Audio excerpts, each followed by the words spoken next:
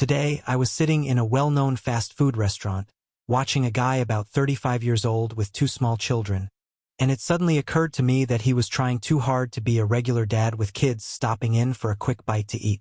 Here's what I envisioned. I'm sitting there, watching my two kids eat, Jake and Millie, ages 5 and 6, respectively. Jake with his cheeseburger, Millie with her chicken burger. Both are nutritious despite the claims of the world's giants. But who cares?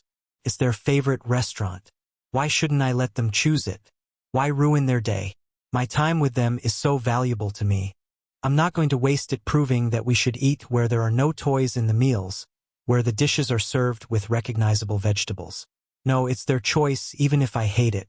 I've never eaten at a place like this and left feeling satisfied, that I wouldn't have to stop somewhere else on the way home to actually curb my hunger.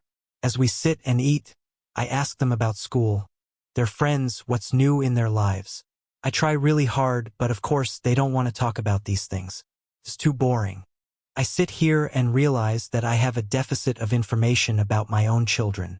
How did I ever let them become like this, almost strangers to me? Too many work hours.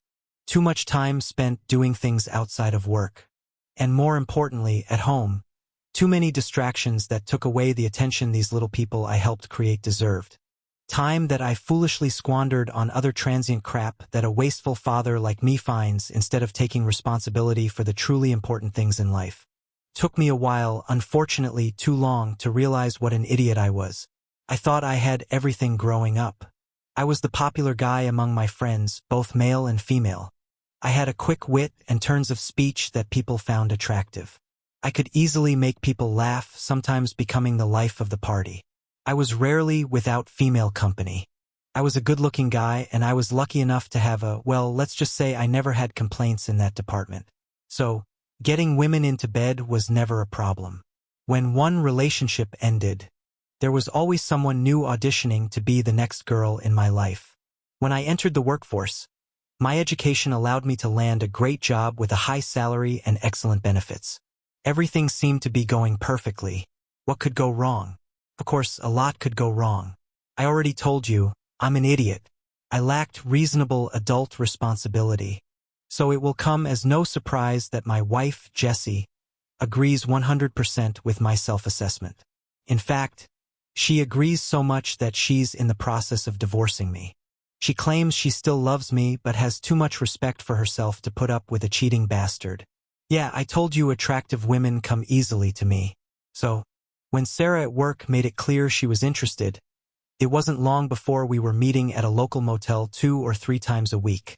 It took about 7 weeks before a mutual friend, mostly Jessie's friend, saw us together and told her all about it. Was it worth it? Hell no. Sarah was a nice woman and she liked sex, but she wasn't sensational. Jessie had beaten the hell out of her in bed. So why did I do it? Because I'm an idiot. So yeah, now I'm sitting here trying to talk to my kids. Trying to let them know that I'm worth their interest. Trying to hold a drawn-out conversation about everything and nothing. Struggling to be engaging. And yet, despite all my accomplishments, one thing I've never managed is how to be interesting to my own little kids. When I pick them up and drop them off, they say they love me. As they should. But I have no idea how to make myself truly matter to them.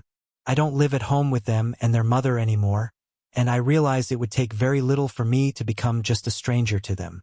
As they finish their ice cream with its sickeningly sweet caramel sauce, Jake says, "Dad, we won't see you for the next 2 weeks. We're going on vacation." I'm stunned for a moment. My first thought is, how the hell can Jessie afford to take them on vacation? Yes, I help support them, but between paying for my crappy little apartment, half the mortgage, the cars, and family health insurance for Jessie, the kids, and myself, I can't afford to give her as much as I'd like to. Millie joins in. "Yeah, Daddy. Uncle Joe is helping Mommy take us to Disney World. We're going to have a great time. And Mommy says Joe will be with us all day. Just like you did when you lived with us." Jake pipes up.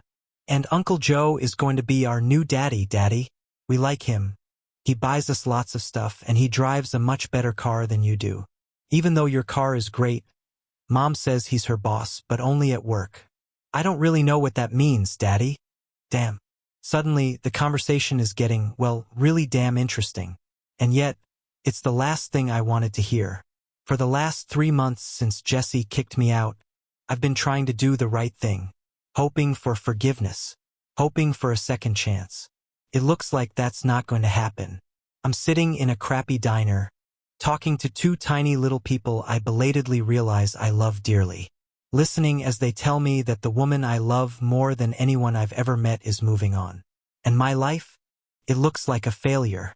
Yet, I try my best to be at least somewhat interesting to my children. They seem to be, if not fully in love with Uncle Joe, at least very good to him. I quietly wonder, how long before they start calling him Daddy? Or at the very least, Papa Joe?